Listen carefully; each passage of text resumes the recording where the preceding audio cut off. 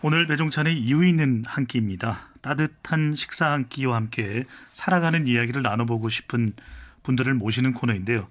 오늘은 5.18 민주화운동 40주년을 맞아서 인권연대 오창익 사무국장 모셨습니다. 어서 오십시오. 네, 안녕하세요. 안녕하십니까.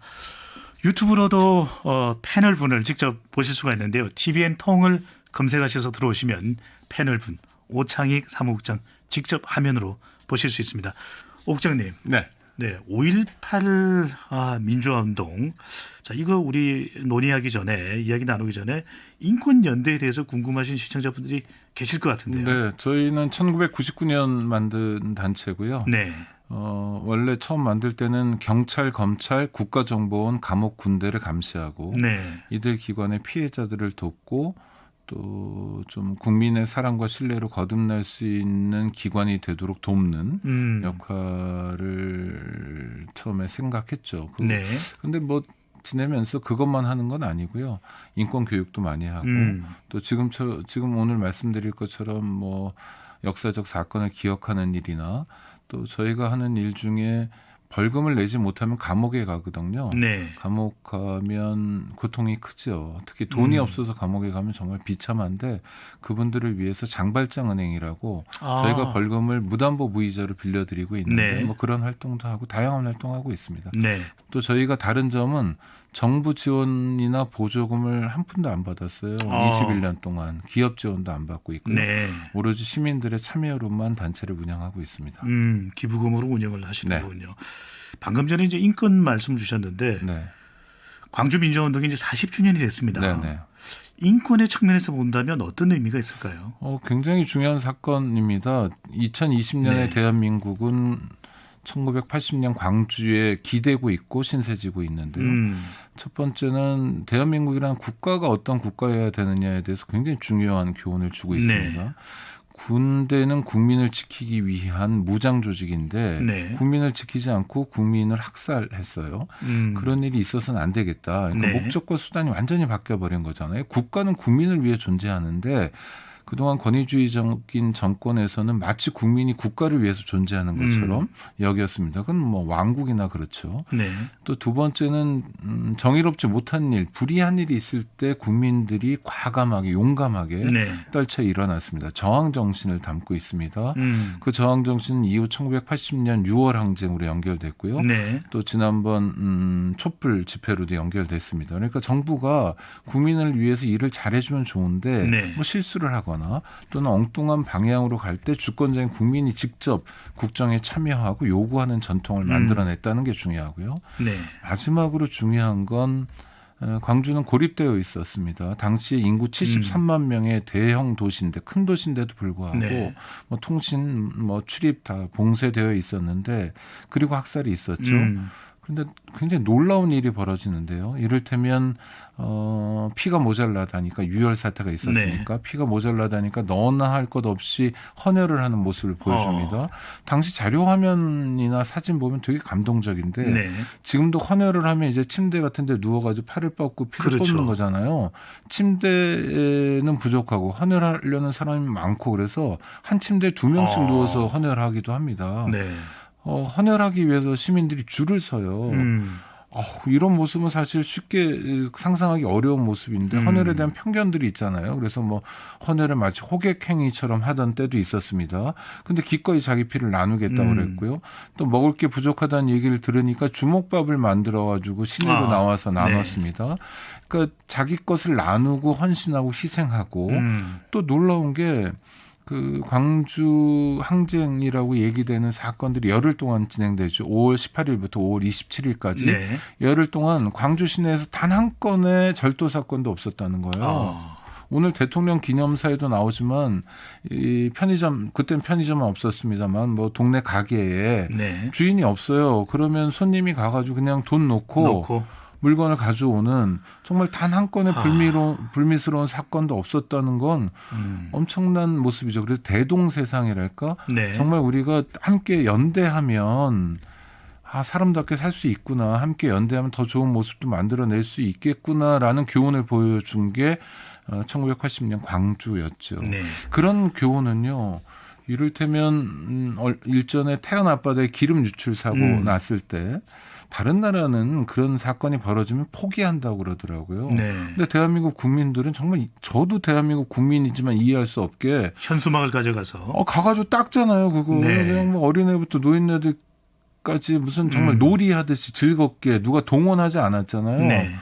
와, 그런 모습들 또 코로나19 때도 약간 그런 모습이 있었는데 코로나 감염 우려 때문에 헌혈이 줄었다. 피가 네. 모자란다. 이런 언론 보도가 나오자마자 바로 사람들이 뭐 헌혈을 하는. 하고요. 그래서 이런 뭐랄까요. 흔히 인터넷 공간에서 의병 정통이라고도 말하는데 네. 이런 전통을 광주 5.18이 보여주고 있습니다. 감동적인 장면들이죠. 1980년에 광주는 대동세상이었고 40년이 지나서 지금도 의병 정신을 일깨워주는 광주민주운동의 의미를 말씀 주셨는데 그래서 경기도에 이 5월 걸상이라는 것이 설치가 됐다고 하는데 이 5월 걸상이 뭡니까?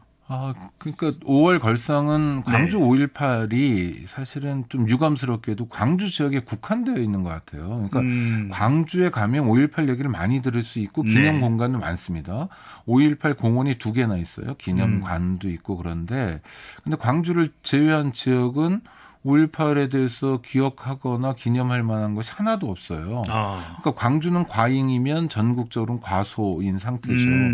그런데 광주가 아닌 다른 곳에 저는 뭐 서울에 삽니다만 서울 시민이나 경기 도민들도 사실은 5.18 광주에 기대 있고 신세를 지고 있다는 거죠. 그분들의 희생 덕분에 이만큼의 민주주의와 인권을 누리기 때문에요. 그래서 우리가 광주를 기억하는 5.18을 기억하는 조형물을 전국에 만들고 있습니다. 1호 걸상은 부산광역시에 만들었고요. 목포역 앞에 만들었고 3호는 서울 명동성당 앞에 있습니다. 그리고 이번 5.18을 맞아서 4호, 5호를 동시에 만들었는데 4호 걸상은 경기도 남양주시 화도읍에 마성모란공원 묘지가 있습니다. 마성모란묘지는 어떤 곳이냐면 전태일 열사, 박종철 열사 등이 묻힌 곳이에요. 민주화 운동과 관련된 분들이 많이 묻혀 있는데요. 최근에는 뭐 김근태 의원이나 노회찬 의원도 그곳에 묻혀 있고요. 그 분들 중 상당수는 광주 5.18의 진상을 알리기 위해 노력하신 분들입니다. 그래서 그곳에 5월 걸상을 놨고요. 5호 걸상을 경기도청 입구에 세웠습니다. 곳곳에서 광주 5.18의 정신 아까 말씀드렸던 서로 공동체를 위해서 희생하고 헌신하고 조금씩이라도 가진 것을 나누는 정신을 기억하자는 의미에서 여러 곳에 세우고 있습니다. 5월 걸상. 이게 걸상이라는 게 어떤 조형물입니까? 걸상입니다. 의자 말고 걸상. 이게 우리가 우리말을 잘 모르기도 하는데 의자는 혼자 앉는 게 의자고요. 국어 사전에 보면 걸상은 의자를 포함해서 둘이 앉거나 셋이 앉거나 혼자 앉거나. 그러니까 5월 걸상을 명동성당에 있는 거는요. 3개의 저희는 제기 모양을 만들어 놨어요. 그런 게 3개가 있습니다. 명동성당을 바라보시면서 오른쪽에 보면 5월 걸상이라고 써 있는데요. 그다음에 남양주 화도에 만들어 놓은 건 2개의 걸상입니다. 서로 다른 흑백의 대비가 있고요. 그다음에 경기도청 앞에 만든 거는 한 5명, 6명 정도 걸터 앉을 수 있는 그런 걸상입니다. 걸상을 하신 특별한 이유가 있습니까? 걸터 앉아 있기 때문에 그렇습니다. 우리가 5.18에. 우리가 5.18에 걸터 앉아 있고 그다음에 일제 강점기 35년 동안 독립투쟁, 독립운동에 걸터 앉아 있잖아요. 순국 선열들에게 걸터 앉아 있는 겁니다. 그분들의 희생, 그러니까 독립 분야 또 호국 분야, 민주 분야 국가 유공자들의 희생이 없었다면 이렇게 살지 못했다고 고백하는 거고요.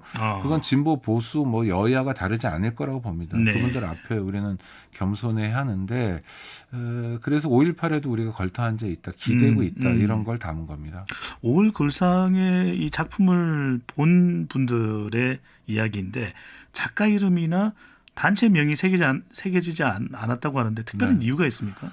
그러니까 돌에다가 제가 만들었는데 제 이름 새기고 싶은 마음이 조금은 있었을까 잘 모르겠는데 하여튼 돌에다가 분들은 많이 세우잖아요. 건립위원회 그리고 뭐 또 길게 새깁니다. 글자도 많이 쓰는데 저희는 뭐 예전에 읽었던 시처럼 소리 없는 아우성 그러니까 광주가 담고 있는 메시지가 굉장히 다릅니다. 앞서 국가 역할도 묻고 있고요.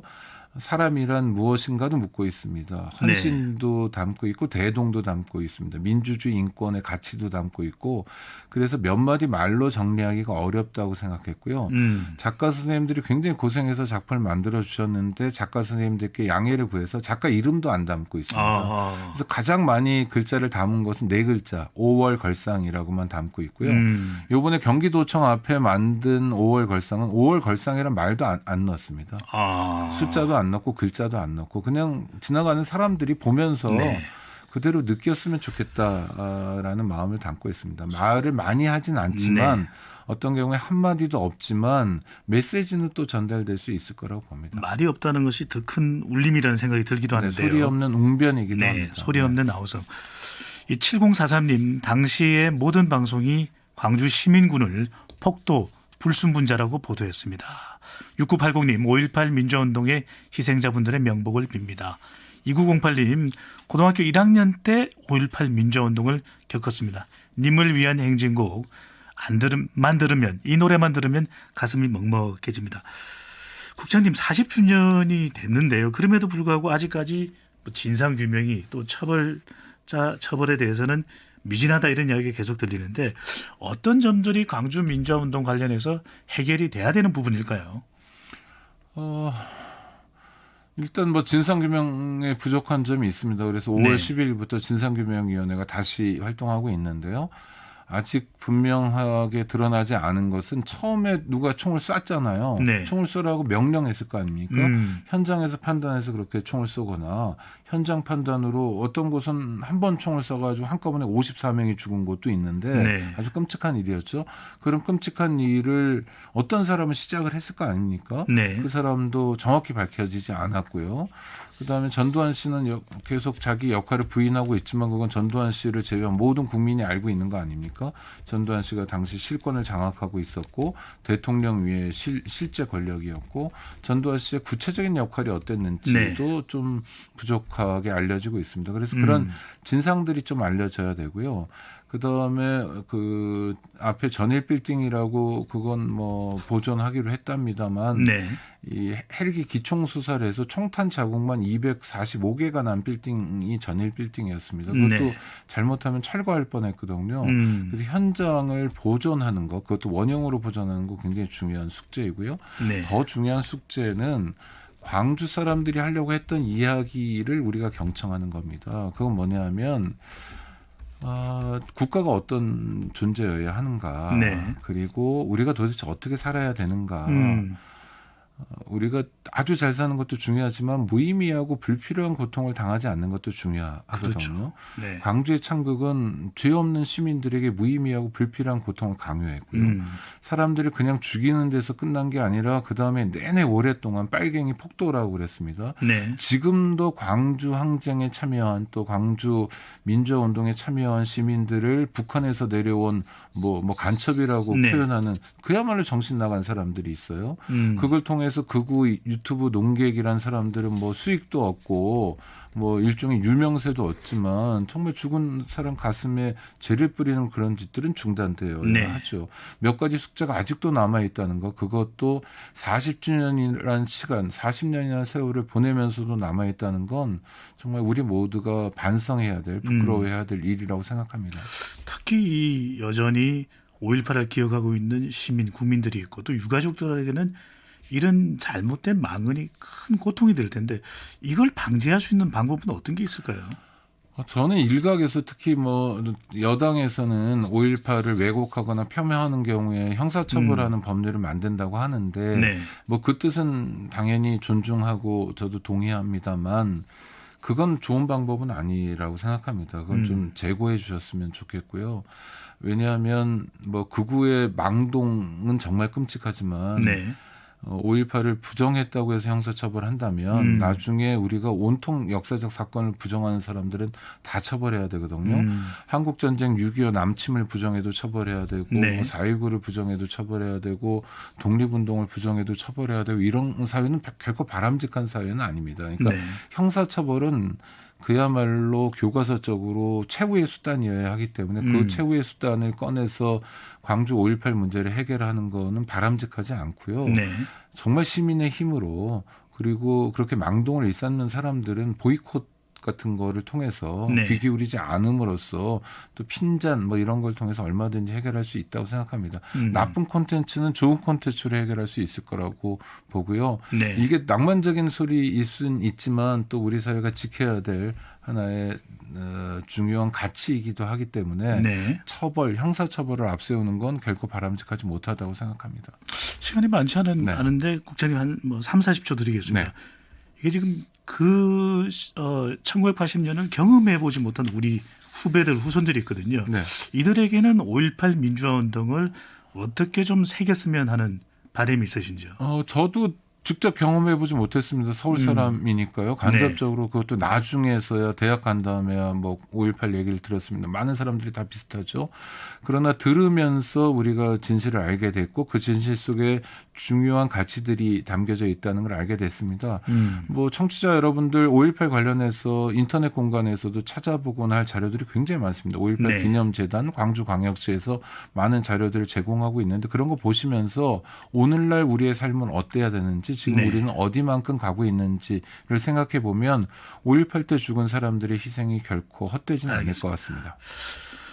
인권연대 오창희 국장님과 함께 5.18 이야기를 나눠봤는데 오늘뿐만이 아닙니다. 우리 계속해서 5.18 민주화운동의 의미를 되새겨야겠습니다. 감사합니다, 국장님. 예, 고맙습니다.